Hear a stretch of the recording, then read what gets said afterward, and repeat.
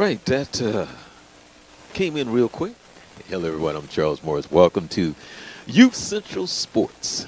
We come your way every Wednesday at 11 p.m. Myself and the one and the only Coach Carter.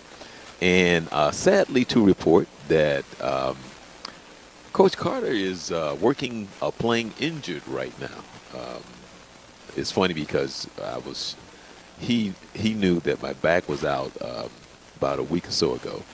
And come to find out the following week, from what I understand and what he told me, was that he was carrying something either up the stairs or down the stairs and had a misstep. And because of what he was carrying, I guess he was trying to hold on. But he ended up, I think, tearing something in his leg.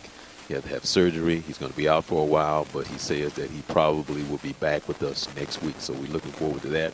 But also we want to say, hey, Coach Carter, man, hey, come on with the healing. We want to push some of that energy your way, get some good circulation in that leg, and so you don't have to take it, because right now he was talking about being on the pain pills, which he doesn't like taking, and that he's not taking as much now. So he's feeling a little better, getting around a little slow, but he said he'll be back with us next week. But I know that he was in a lot of pain about a week or so ago, but he's doing much better. I think he said the full recovery time is going to be in some months. So I think it's going to be sometime over the summer when he's supposed to be recovered from the injury and as well as the surgery. So we're wishing him well. We'll be able to talk to him next week. We'll find out about how the team is doing. I think they won the district, so now they're getting ready to go into the high school playoffs. Coach Carter left me here in Florida and went up to Tennessee coaching high school basketball. So, but I understand that I think the team may have lost like 5 games, but won like 22, 23. So had an excellent season again. So we going to talk about that. He's going to give us an update on how they're doing in the high school playoffs as well. So again, I'm Charles Morris. We come to you every Wednesday from 11 Eastern time till 12, sometimes a little over. But we're Youth Central Sports, and we've been around for a while in the sense of local, because we used to be here on local radio. And Vince and I, I work a lot with kids. I have a nonprofit which is called Youth Central Connection. And because of my passion and what I like to do, and for whatever reason God gave me this calling to work with youth. But Vince has been working with kids for a very long time and has a very special, unique talent, because Vince has a heart and a spirit that which is hard to explain. And what I mean by that is Vince Carter Sr. has the ability to go and deal with what a lot of us call some of the hardcore. So a lot of people don't like dealing with what we call hardcore youth, but Vince loves it. So he has a way of touching them, communicating with them. And the secret to all of us, any of us, is just getting to that point where people know that you care. Once you get to that point, everything changes. Once they feel they can trust you, confide in you, all of that changes. So if they feel that you care, they know you care, it's a different world. It's a different conversation. It's a different time to have different talks, and how you can touch them, how they can touch you. So he has that ability, a God-given spirit that God gave Vince, to be able to communicate, have the patience, be able to say the right words, and to convey the right spirits that's in the room at the time that is needed to be able to change lives. And that's one of the things that we did want to talk about before the injury, because with what was going on in Parkland, Florida, and I was asking him, because how we try to talk about what's the purpose of Youth Central Sports is that we try to convey what sports is. It's bigger, but yet not so. And so my thing is that whenever I'm talking, whenever I try to bring up us as a whole, when I say us, I'm talking about us as a culture, as people, where we put sports, and how dysfunctional we are where we put sports, because we're extremely dysfunctional when it comes to our purpose and what sports is to us in life, because we can get into it, but the truth of the matter is, and I always say this, and I know this for a fact, that God didn't put us here to play sports. We can do it very well. There's a lot of things that we do very well on this earth and excellent at it, and a lot of things that we do very well, we get paid well, But God didn't put us here to do that. We have evolved into that part of our dysfunction and our lack of discipline to better understand our true purpose. So we will use these tools or these things to circumvent our real purpose for being here. And we have become very comfortable in it, and that we judge our lives based on things that really we was not really put here to do. But people, if you don't understand what I just said, then you'll sit here and have an argument actually about nothing. Because I guarantee you, when man was made, God wasn't thinking, well, you know, I'm going to put you here to score some touchdown and dunk a ball and hit a ball with a stick. No, no, no. We can use that in a way to bring something positive, which sports does. And that's what Youth Central is about, conveying and understanding the upside and the downside of how sports can be used in so many avenues and areas in our lives, especially when it comes to kids, mentoring, lack of fathers, lack of mothers, and where that mentoring can come into play, even on the highest level, because a lot of the pros still need mentoring. We all need mentoring, as a matter of fact, to the day that we die. So that's what Youth Central Sports is about, and how we try to convey how important it is in our lives that it can be used in a positive way, but we also point out that if there are kids in the wrong environment, it can be extremely negative as well. So one of the things that we was going to talk about when it comes to Parkland and the young kid is that, and the question is, Vince, do you see or have you run into a spirit in which you see a troubled kid? And how do you tackle that? How do you deal with that? Because there's been many stories, and I've heard a true testimony of a coach who said that he failed the kid. He said that he saw this kid early. Now, listen to what I'm saying. He saw this kid early who was an athlete, and he saw this kid who was a trouble kid. He saw him acting out. He saw all these things, but he didn't intervene the way that he felt that he should have once he realized that he should have. Long story short was, some years went by, and that same kid went and caused some major harm to him, the coach. Not purposely, it's just a circumstance in a situation where that kid came in and killed somebody close to him. Now that's a true testimony when he looked at himself and he said, I failed this kid, because when I had an opportunity to touch him in a special way and I could have made a difference, and he acknowledged that he failed the kid. That's looking inward, because the child is right there in front of you and you didn't. And you saw what you saw and you spent energy somewhere else. That's a true testimony. That's a true honest of understanding your purpose and the power that you have as a human being. We won't get into that. That's the conversation that I want to have with Vince Carter, and the opportunities and the things that he has seen over the years with the kids and coaching, and the difference that we can make in the direction in which you can point people. And all the times that I can tell you of all the people that I went to school with that I know for a fact, which I'm still trying to understand why did here in Florida, I don't know about anywhere else, but they took sports out of the middle schools.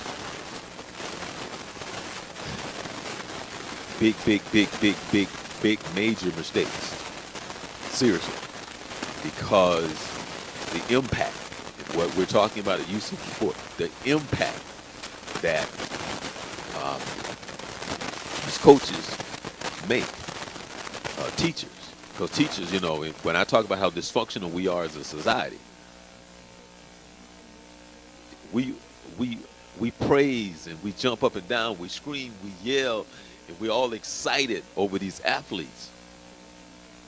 And the true backbone of this country are the educators, who we're not so excited about, who mold and shape the future of this country. We don't get excited about it. They so underpaid to the degree that it's embarrassing, but we don't get excited about it. It is absolutely amazing how dysfunctional we are in the placement and the values of our society when it comes to the truth and the essence of our existence, and the way that we can have a better life for all of us if we focus on the purpose and the things that are supposed to be important, like the teachers, the things that they do, and how we should value them and be just excited about them as we see a touchdown in the Super Bowl. But somehow, some way, we've been twisted, and I won't get into that. That's a whole nother show of what that's about. But to think that people will sit up here and actually have an argument, will actually talk about whether or not we was put here to play football. And just exactly how silly that sounds. But is that our society? Is that the truth and the essence of who we are and what we are? That God put us here on earth to go and fill up the stadiums on Saturdays and Sundays? Or to go and watch NASCAR with 100,000 people to watch cars go round and around? I won't get it. That's a show that I would love to do with a round table, a show that I would love to do with Vince. To show and acknowledge how dysfunctional we are. Because I asked the question. I was very happy that Philadelphia won the Super Bowl. As a matter of fact, if you go back, if you look at the previous show, that Sunday that they won the Super Bowl, which I think was the 4th. If you go back, if you look at the show that following Wednesday, I played my prediction of the Super Bowl, and I predicted that Philadelphia was going to win. But my point that I'm trying to say is, for all the people that's excited, for all the people in the parade, for all the people that took off of work, for all the people that yelled and screamed, for all the people who had gathering, for all the people who ate chicken wings, for all the people who had the beer, for all the people that had the gathering and the laughter and the times and something memorable. How did that help you? The fact that Philly won the Super Bowl. What did that do for you? To this day, I'm asking, how did that help you in your life? What did that do for you? It's kind of like jewelry. I asked myself, well, Charles, the people, I'll wear a gold necklace here and there. But if I put jewelry on my whatever I wear, it just sits there. It does absolutely nothing for me. Doesn't say who I am. Doesn't say whether or not if you walk in the room I kill you or whether or not I'll offer you a glass of tea. It's just something that sits on wherever I put it. It does nothing other than just sits there. It doesn't make me younger. It doesn't make me older. It doesn't give me energy. It just sits there. Doesn't identify me. It just sits there. So, and I'm not saying that you shouldn't wear jewelry. I'm just saying for me, all it does is it doesn't do anything but just sit there. It doesn't say who I am. It just doesn't. It does nothing but just sit there. So I'm saying in the sense of sports, in the essence of your purpose and who we are and why we're here, and I understand the overall importance of the part that how sports can be used in an extremely positive way, the same that it can be used in an extremely negative way, and how it plays parts in life and how it changed lives in so many ways. But it's a child's game. It's a child's game that it exposes our dysfunction, that we make it to the point that as if though it's life or death for something as simple as a child's game. What does that say about us and where we place it in our lives, in the true essence of what's really going on in the world and our purpose of being here and our inability to put it in its proper place? How we will hail and scream over an athlete, but the true Super Bowl champions, the true characters of life, are our educators, and how important they are as they mold and shape our future, our children, and the challenges that they face every day because of what's not going on at home, to still try and say, you know what, you're going to be somebody.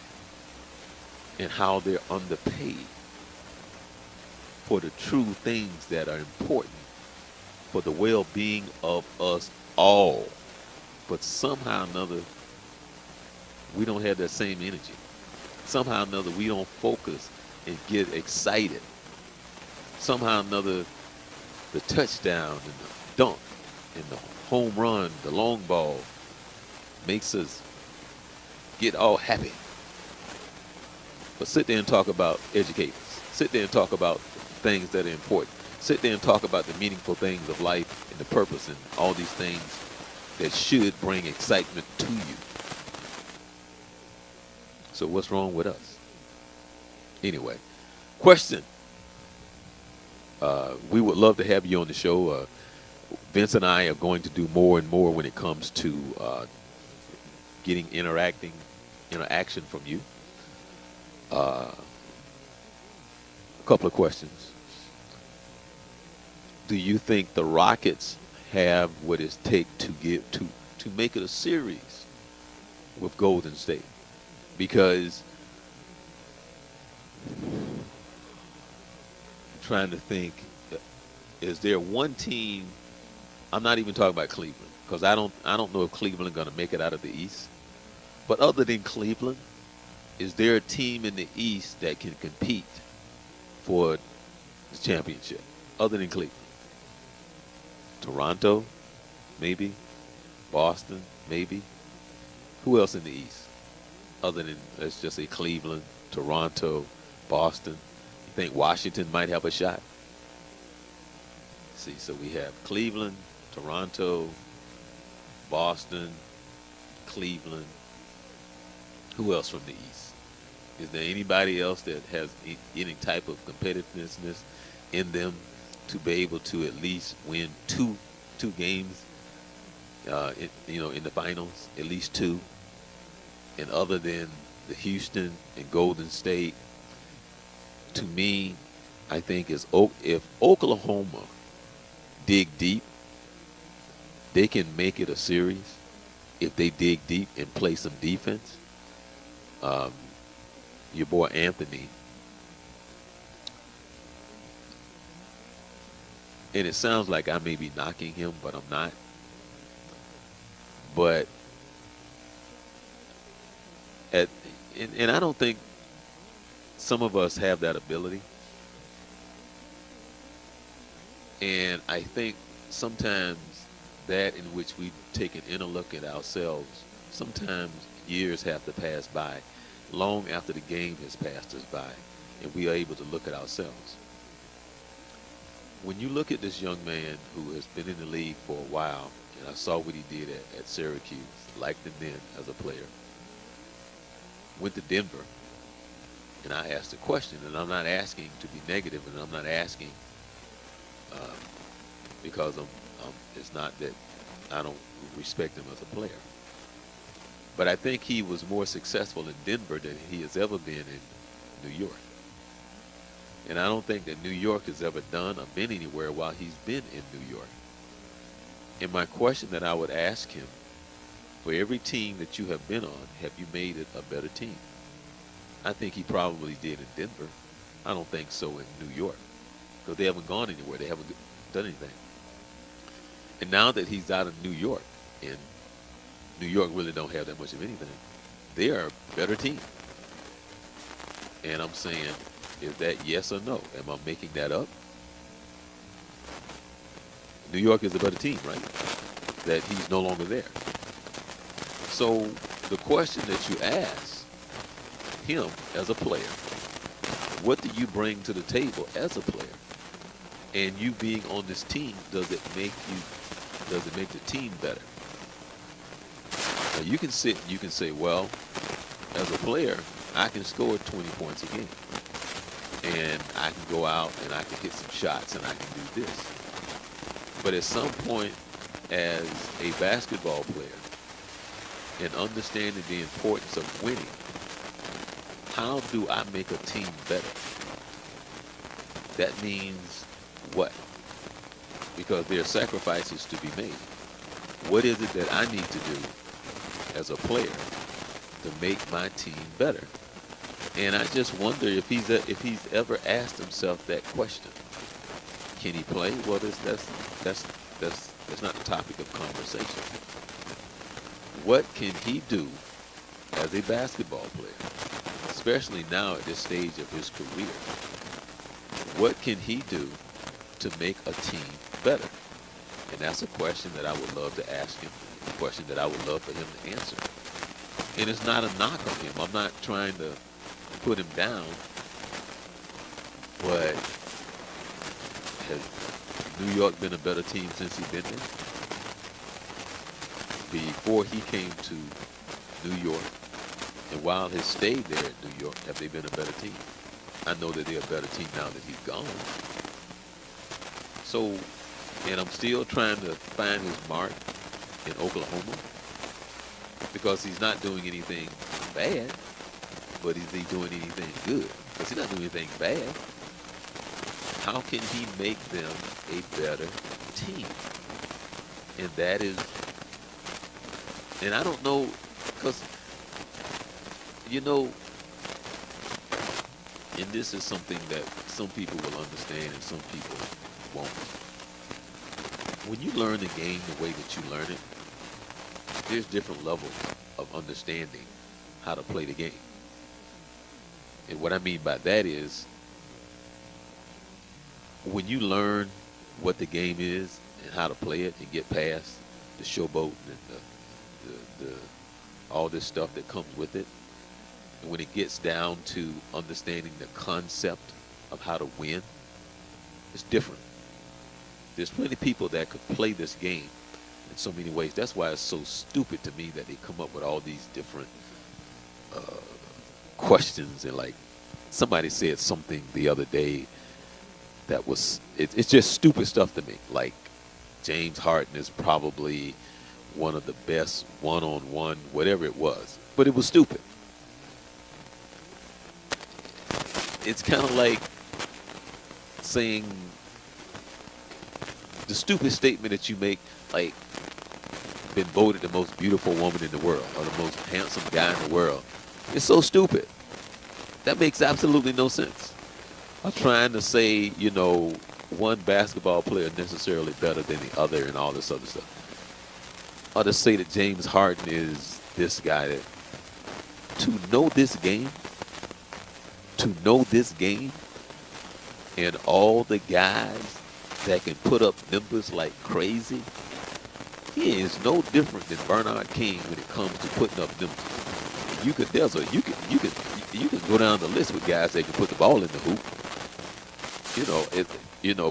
People don't. I'll say this any day: if you get these two guys on the day that they're on their game, I'd rather guard Michael Jordan than to guard Andrew Toney, because he was just that big.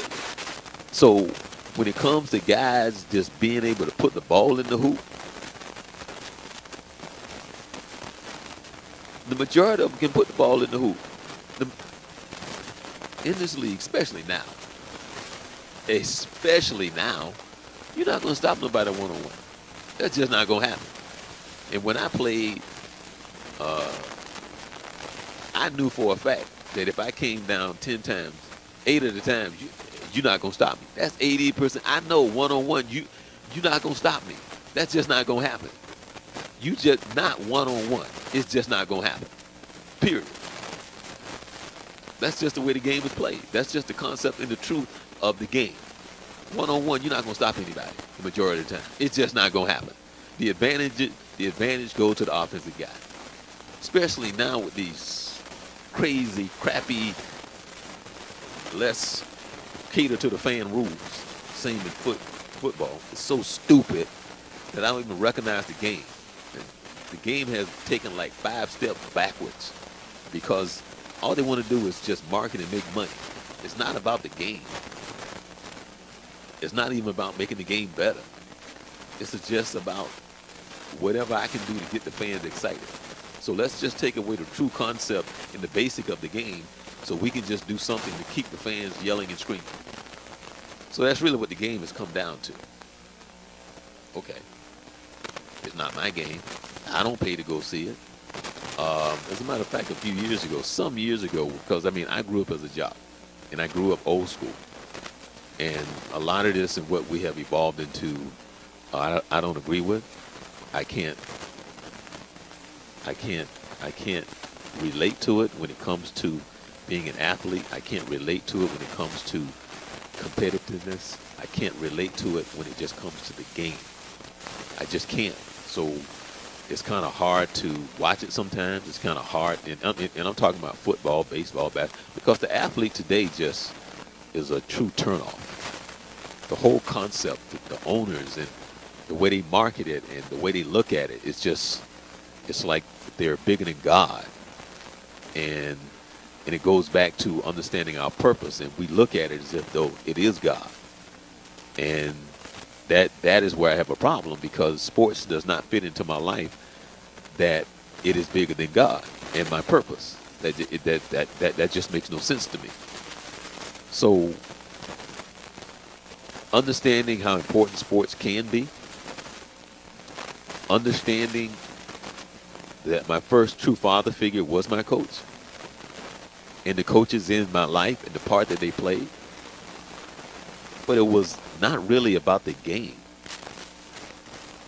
Even though my first coach taught me, and the guys that I played with, the mindset of how to play the game, and that impacted me from that day forward for the rest of my life. Because his thing was, you kill a mosquito with an axe. And back then, when we played, not like now, which I still don't agree with, I don't agree with the fact that I got to take my foot off your neck because I'm up by 30. If I want to keep my foot on your neck and I'm up by 30 and I want to go up by 70, I should be able to do that. I don't have a problem, because if I'm on the other end and if you beat me by 70 and you calling off the press, I'm going to look at you and like, why you calling off the press, man? I'm going to ask you, why you calling off the press? Keep pressing me. You need to go up by 80. Just a game. But I got more of the message that I can send to these little knuckleheads that didn't come with their A game. See, now when practice starts, I got something that I can talk about. I can talk about the foot on the neck and the score and how I won't get into that. But I say that because my first coach instilled in us, you kill a mosquito with an axe. Just a game. Whether you lose by 1 or you lose by 50. We beat a team when I was in 8th grade, 113-12, and we pressed the entire game. So why is it that the third string got to come in there and play less effectively than the first string? That's unfair. I got to hold back my kids because you ain't coming in with your A game, or if your A game is not up to par. So I'm just supposed to tell my kids, well, you know what, guys, I don't want you to play so hard. No, that's not how we was taught to play. And the thing is that when we beat that team 113-12, our focus was not on them. I mean, we was ticked that they scored double figures. But it was the execution where we're in the right spot. And this is us talking to the coach. This is us looking at the coach. This is us looking from the feedback from the coach. Are we playing hard enough? Are we where we're supposed to be? Are we doing the right thing? Or is this right? Is that right? That's all we focus on. Because that's how he taught. That's how we was trained like little machines to just go out there and run and spend all this energy and make sure that we execute. So we wasn't looking at the team. We looking at him, and he giving us like, yeah, okay, dude, okay, then we doing good. We're doing good. There was no trash talking because we didn't trash talk then. There was no, then we didn't, our thing was, did we execute? That's all we cared about. Did we do what we supposed to do? And then I think we beat them. Next time I think we beat them like 80-something to 20 or something. I don't know, but that 113-12. I mean, they were not a good basketball team. That we played them twice a year, every year. But they had an excellent baseball team. They had a great baseball team, but they were not good in football and basketball. But their baseball team was like one of the best in the state. So yeah, best in the county. But I say all of that to say that it's just a win is just a loss. But talking about sports and what sports is, how sports plays in our lives, in the sense of it's a reflection of life. You get the highs and you get the lows of the lows. Because I can tell you about the shot that I hit But I can also tell you about the rebound that I didn't get. Okay? Rebound that cost me the game, but I can tell you about the shot that I made to win the game. I can tell you about the free throw that I made to win the game. I can tell you about the free throw that I shot to lose the game. So it's just a game. It's just a game. And so when I was talking earlier, and I asked for all the Philly fans, whether or not it was the New England fan, well, you know you lost, okay. For the Philly fans. So how did that impact your life? How did that make you better? What changed in your life? How were you able to communicate better with your daughter or your son? Did you get a raise at work? Are you now able to sleep better at night? You know, are you a little bit more patient so you can communicate better with whomever you haven't talked to in a while? Do you understand more your purpose and who you are in life? Did you feed somebody today? Did you give somebody clothes today? Okay, if somebody did go hungry today because Philly won the Super Bowl, did somebody all of a sudden find a cure for cancer? And the list goes on and on. So my question is it's like if somebody offered me let's just say somebody gave me a jersey that played in the Super Bowl, or they gave me a Super Bowl ring.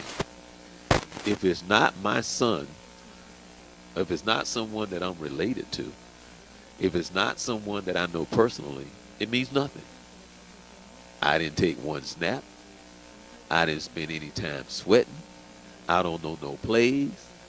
I didn't spend nothing on that game to make me earn anything other than I can say congratulations.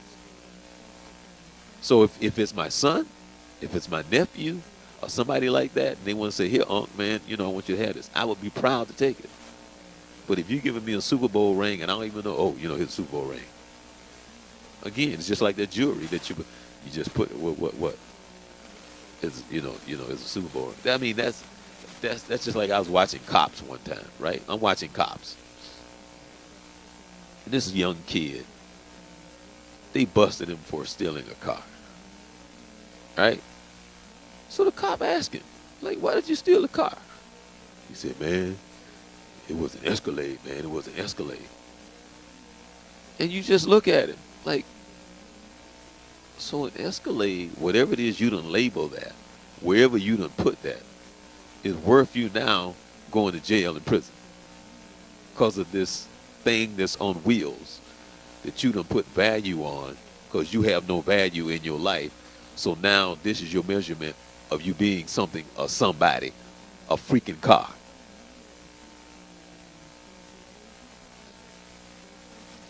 What sense does that make? Your value is, it comes from, I drive a Mercedes. So now you somebody. Something that you drive down the street, somebody hit, and it ain't worth nothing. Or that can catch on fire. Or somebody can steal it, and you'll never see it again. But this is your value system. Tell us that we're not dysfunctional as heck. There's something wrong. I'm kind of like all over the place right now. Again, you're watching Youth Central Sports. I'm Charles Morse. We come to you every Wednesday right here on youthcentralsports.com. Every Wednesday at 11 p.m. Eastern Time. I'm Charles Morse. Usually you will see the guy, Coach Vince Carter. He's dealing with torn something in his thigh or something. He had to have surgery. And so we're wishing him a full recovery, that he'll be back with us sometime real soon. I'm Charles Morris, and we've been around here at Youth Central Sports. We've been around for a while. Also, make sure that you check out the Journey 2020. Journey 2020 comes to your way every Monday at 7 p.m., and we talk about summer, any and everything. That's the Journey 2020 at www.thejourney2020.com. We would like to have you make comments. Definitely would like to have you like us on, subscribe to us on YouTube. Subscribe to us, like us on Facebook.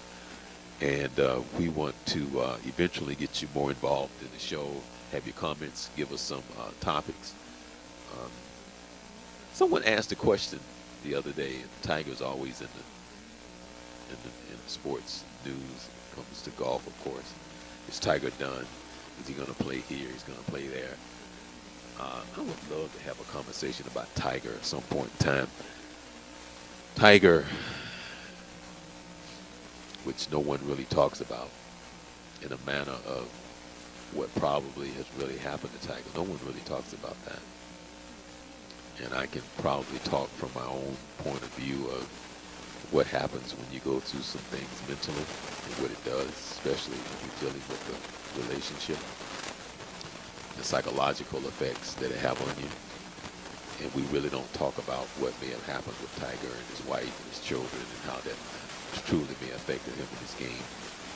We really don't have that conversation, and I think that had a major part to do with where Tiger went, where he is now, and his ability to even come back close to where he was.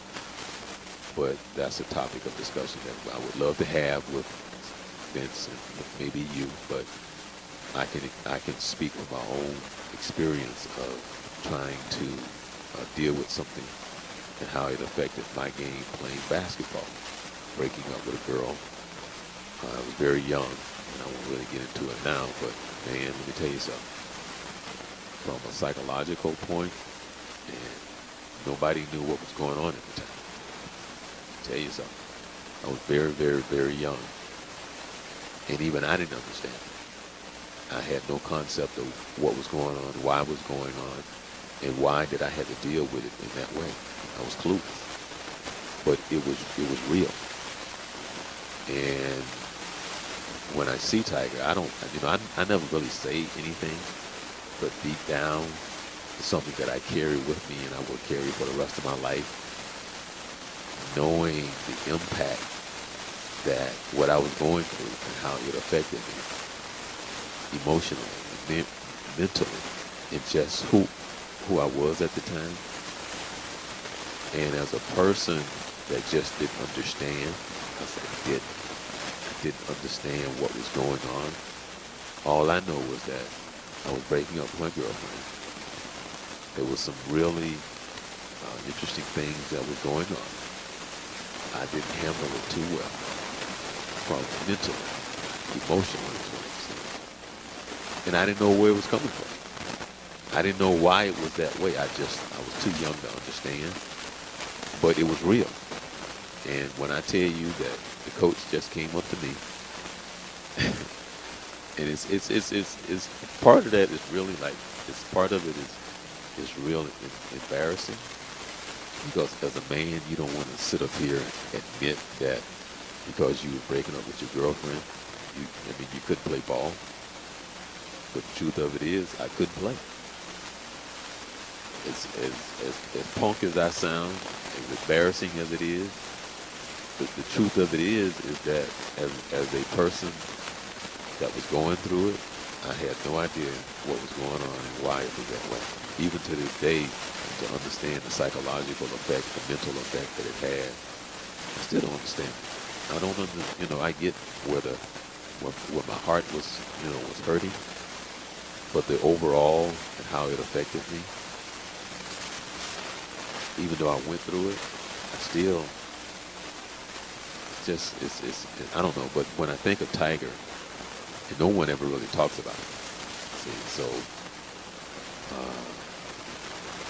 and I don't know if anyone ever will, or if he ever will talk about it. But I'll say this, just because I can empathize with those moments and what that does, and golf being what it is. He may not ever say anything about it, but I'm saying I think that has been his biggest drawback, going through that in the breakup of his family, versus all this other stuff, whether or not it's surgery on his back and all the things that led up to this, that, this. I will take it and bet everything on the majority of that had to do with the breakup of his family. losing his wife, all of that, and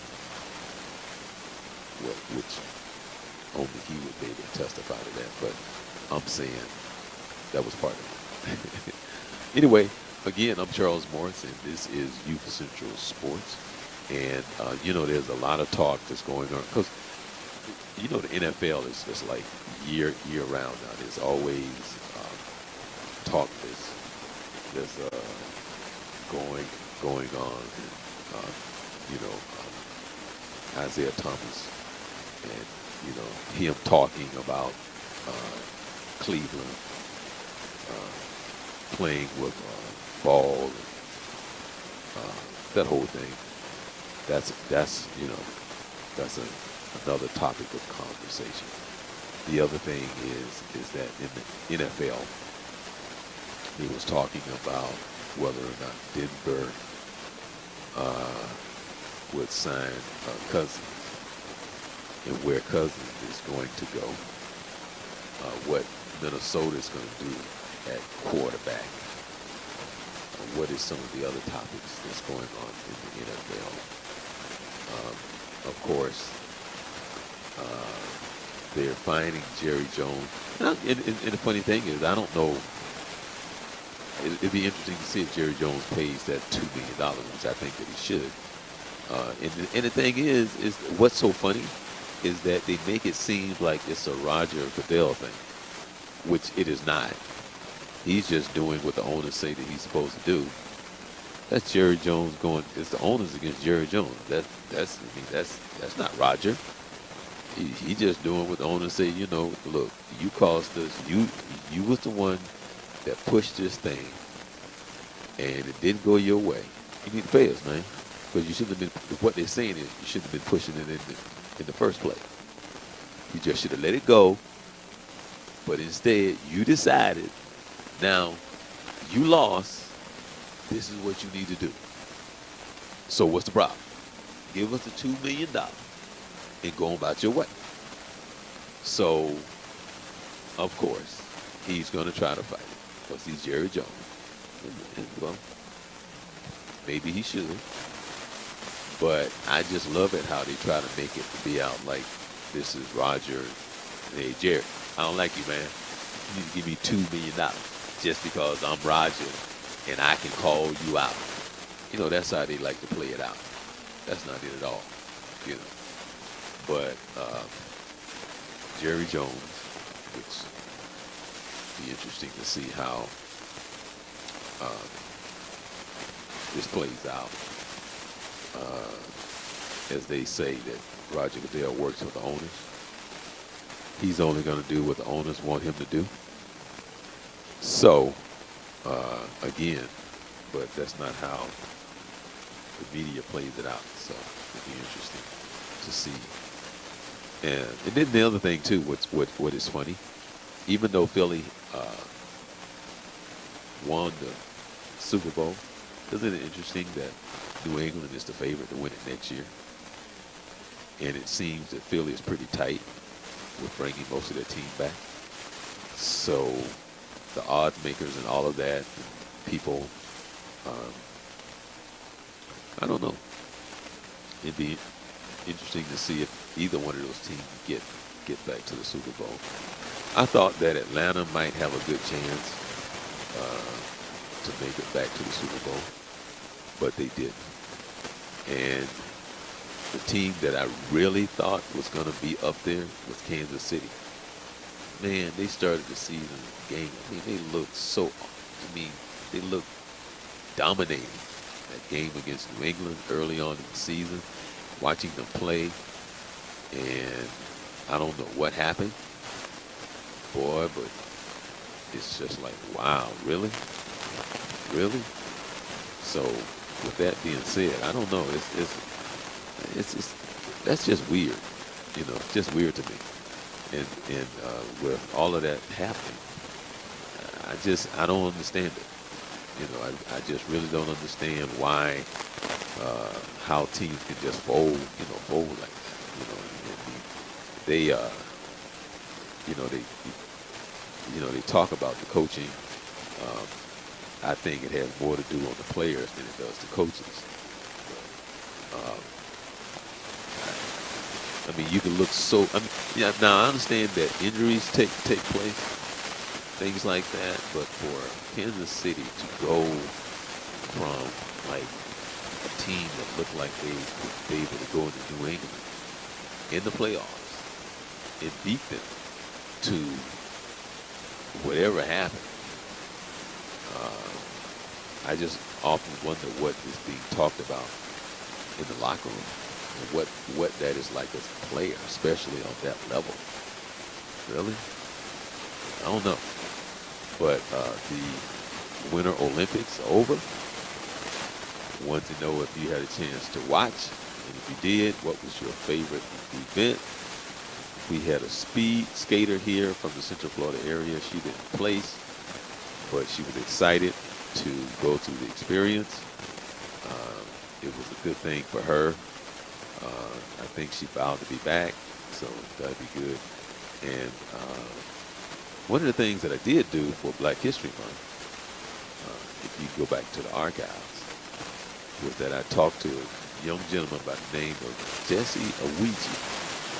For me to remember that name, that's pretty good for me. But anyway, they had was that a diversity breakfast that they was recognizing him and gave him this award. And I recognized him on the show during Black History Month in NASCAR. That they were acknowledging him and encouraging him, especially for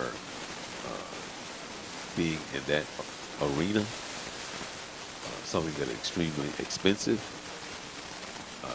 finding sponsors, and having the right attitude and putting yourself in the proper place to try and advance in that field.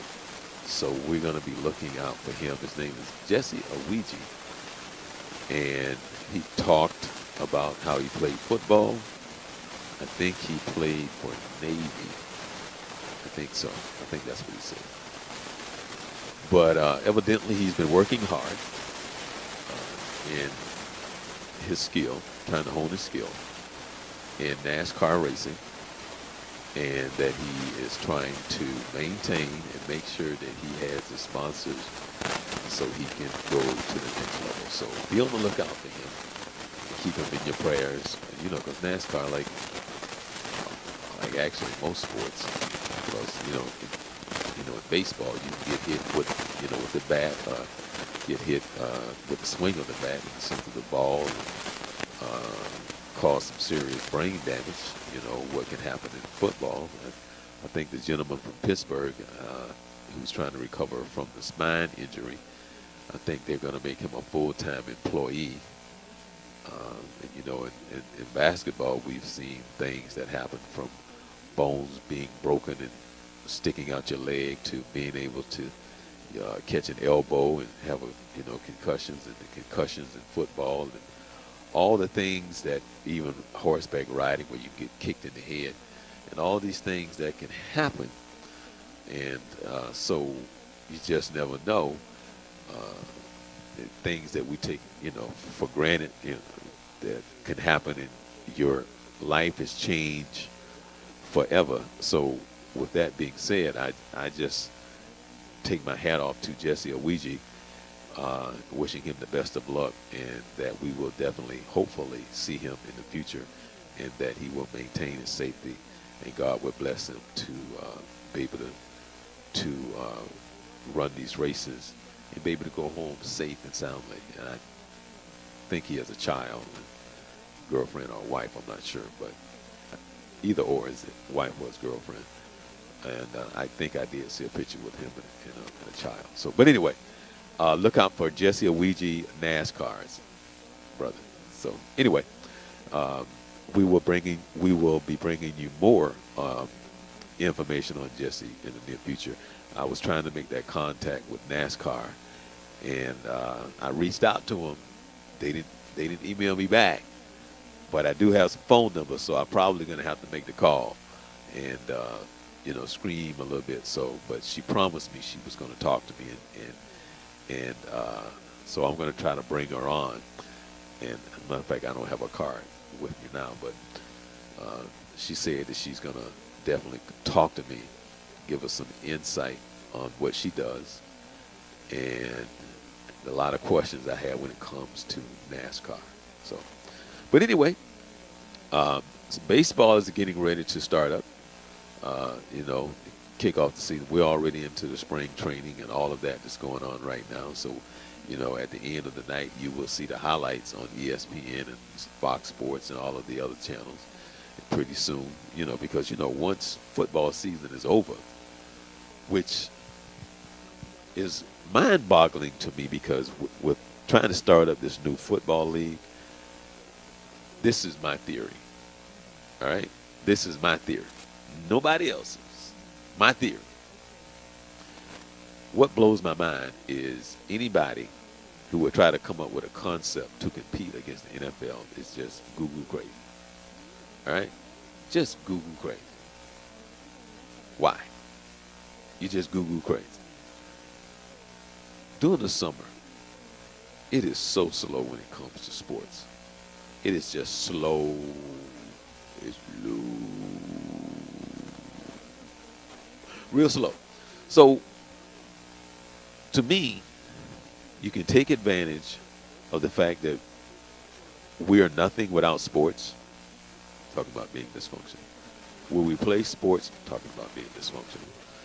And how sports plays a major part in our lives, talking about being dysfunctional. That, let me see, that the championship should be like rounding out and playing for the championship like the end of July. And that you can have a league over the summer that the championship is being played like the last week of July. And the league that you should have in, for whatever city, for an example, if you have a team in Florida, or Florida-like, when I say Florida-like, I'm talking about the climate, all of your games need to be played after 7. There should be no day games whatsoever. None. Zero. Zilch. All of your games should be played after 7 p.m. in Florida because it's too hot.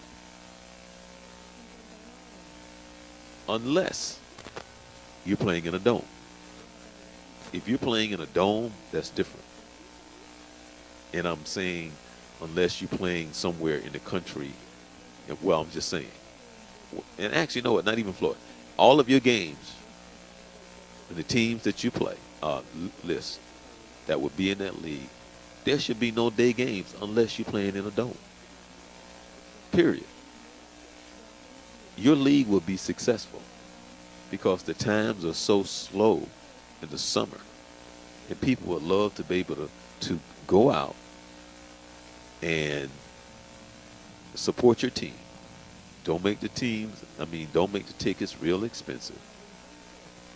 Normally you do the hype thing, whatever you do to promote it, and God knows that they're going to come up with some type of crazy promotions to get people involved and all that other stuff, whether or not it's giving away a car, whatever we do. Okay, that's fine. But whatever you do,